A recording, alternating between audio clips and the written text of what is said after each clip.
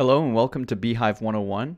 In this video, I'm going to walk through the entire process of migrating your newsletter to Beehiiv, starting with importing subscribers, setting any relevant custom fields, and then moving to content import if you are coming from one of several platforms, including Substack, Review, WordPress, or MailChimp.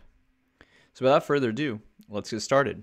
Starting on our dashboard, we're going to navigate to Settings, and then to Publication. From there, we're going to start with importing subscribers. And click Start New Import. I'm going to upload a CSV file. Click on Choose File, and I'm going to choose the emails that I want to upload, and click now Import Subscribers. Adding these subscribers, are you sure that this list is correct? Yes, I'm going to hit Import.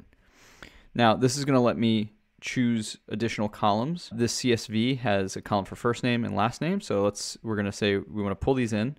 I don't have any custom fields set, and we're going to go into deeper detail and custom fields in a later video, but just for the purposes here, you can set basically a field that you can access within your editor to personalize emails. So we'll call this one first name, and this is a string, and the second one is last name,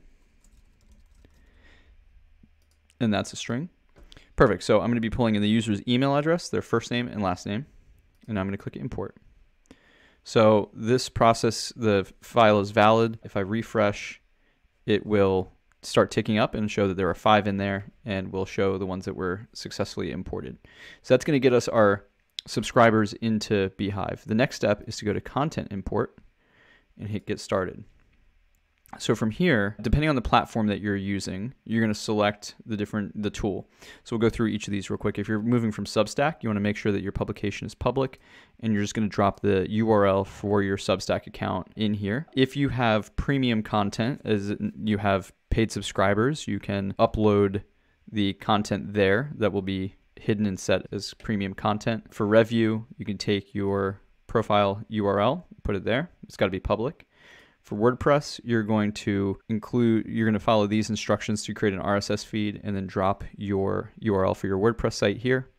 And then for MailChimp, you're going to connect your account using our integration with MailChimp, and then there'll be additional instructions that will allow you to import. So if you're on one of these 4 platforms, then you will be able to import automatically.